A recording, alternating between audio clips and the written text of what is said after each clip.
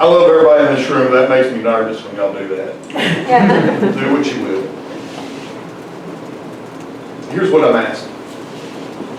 You have a policy in place. I think it was put there for good reason. I think it was amended in late March 20-something.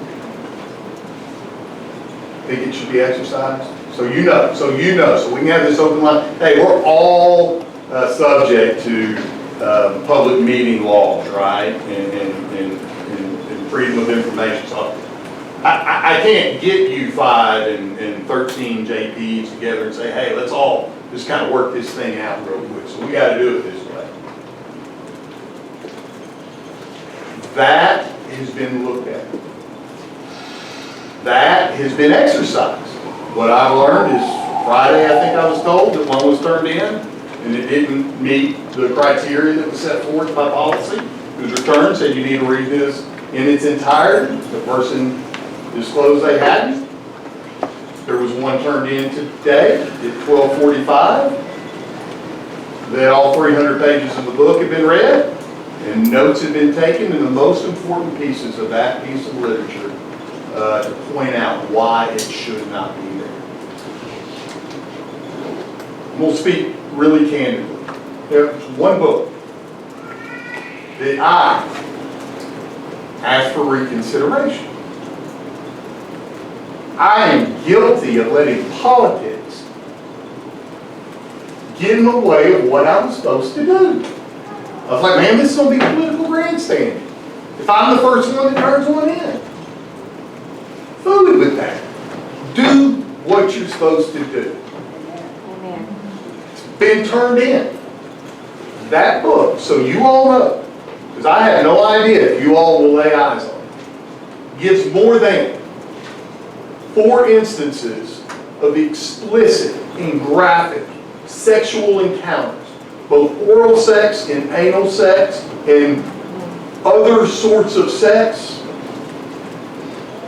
at varying ages of an individual's life, including a young child with their family member. Explicit descriptions of the pains and the pleasures that this person experienced with it, and what they did and how they did it once they came to sexual climax. They also said that there was no handbook when they decided they were going to take the route of sexuality that they did, and that they hoped that this would be a guide for those teens as they begin to explore things. And to the notion, and I think it's a real notion, that abuse happens, it must be recognized. Those people must be also held accountable. This book, I believe that intelligent people, and those who may not be intelligent but can read and comprehend, can read this book and without a shadow of a doubt say there is no possible way that this should be in an area for minors, much less children, inaccessible. A book in the adult section, you should expect to be material for adults. You get that? Somebody's kid runs up on this book in the adult section. Ooh, you got to have some grace and some mercy for that parent and say, you got to do better. But we got to do better first. Here's my concerns. There have been many questions and comments made from the director of the Saline County Library, Ms. Hector, on multiple media platforms, print, television, social media. Those are the ones that I know for sure. Did you all give approval for these comments? Did you all give approval for things to be said like, this marginalizes groups, including LGBTQ and people of color? Did you all give permission to say regardless of the resolution, that we're not going to do anything at this moment, that there is nothing wrong with those books. It is not illegal to be gay or trans. Is that a message that's carried by the Saline County Library?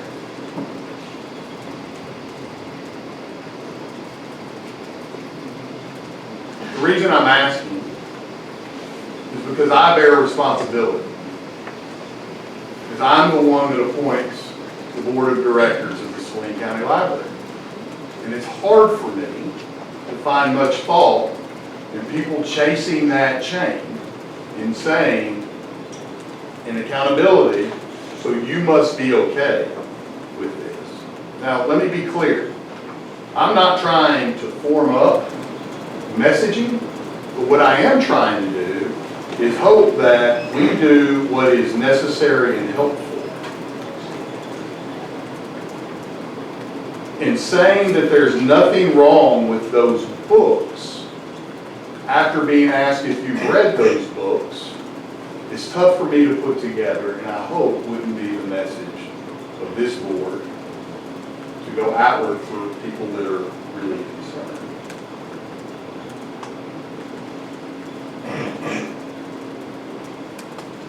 I want to say this. My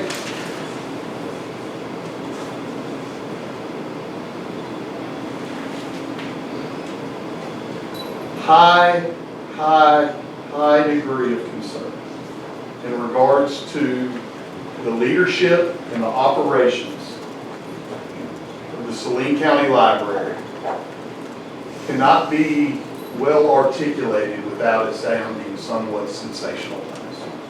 I promise you, I have a high degree of concern. Not because I don't like any individuals, because I think this place, it can do amazingly good things. And I think collaboratively, we can come together as people that care, but may disagree on some things, to show that there's care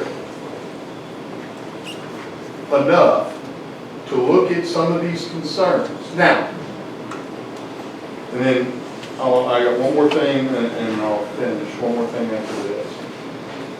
I want to tell you a story quickly about how I think this library did a good job. This is me forgetting to print this out. Let me come around there.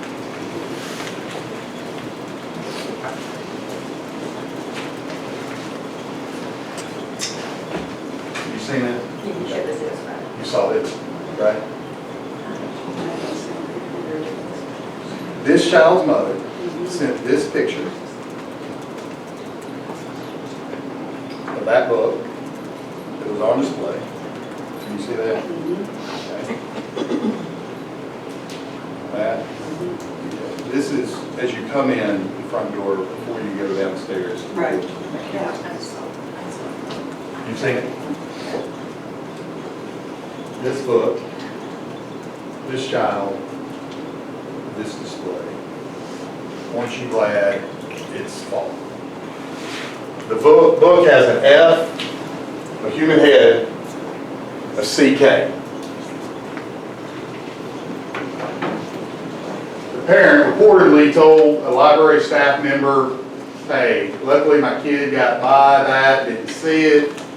Can we do something about that? I'm paraphrasing.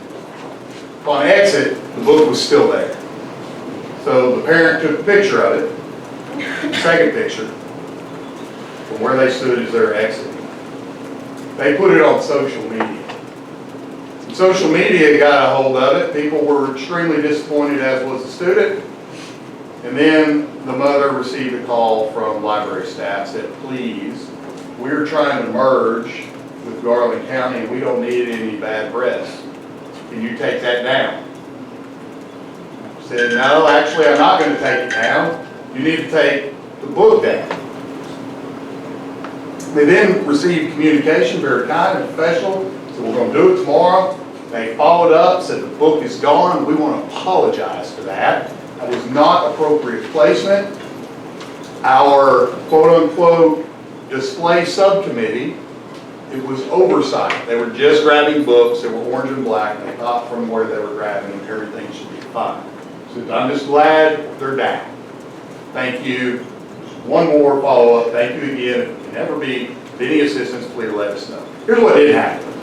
They didn't tell that parent that they needed to fill out a form and read that book with F, human head, CK, from cover to cover, and then report back what part of it they found offensive. And I don't say that is a smart butt comment. That's the way it should happen. It's in the wrong place. We took care of it. Please let us know. Our bad. I think more of that can take place. We don't always have to go to legislation. Last thing. I mentioned Garland County merger. I'm assuming that you all are familiar with what I'm talking about. Is that correct? Yes. Okay. I was here, I think it was November at a board meeting prior to coming into office. Heard some things, went on a tour, Ms. Hector showed me around, gave me wonderful insight to this awesome place. And then I asked, hey, what is this about the Garland County merger? And she went into some economy of scale talk and also helping in being able to recruit because the county benefits weren't the most desirable if you're trying to recruit people from other areas. So last I heard about it. Until April 3rd, I believe. I wrote it down somewhere, I wouldn't lose it. April 3rd, in which I started receiving text messages from a subcommittee meeting at the state capitol asking me why we were so for the merger with Garland County and Saline County. And I honestly didn't even know what they were talking about. What merger of what? And they said the library system.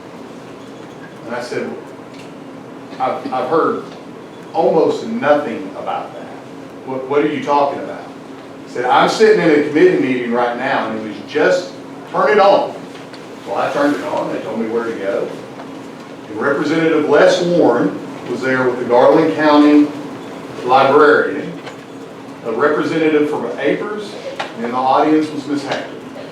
There was a question asked, is the Saline County Judge and Quorum Court for this? And there was a look backwards and an affirmative head shake, and yes, they are. Board, I never entered into any discussions about a merger with Garland County and Saline County. Ms. Hector, after that meeting, called my assistant and asked for a meeting to be set up quickly. In that meeting, I had two of my staff members. They were already in my office. The Garland County librarian and Ms. Hector come into my office. I told them how unfair it was to communicate in this way. We have three brand new quorum court members that likely have never heard anything about a merger, and a brand new county judge. And now in front of representatives of the state of Arkansas, it's told that we're all for something that could have been voted affirmatively that day.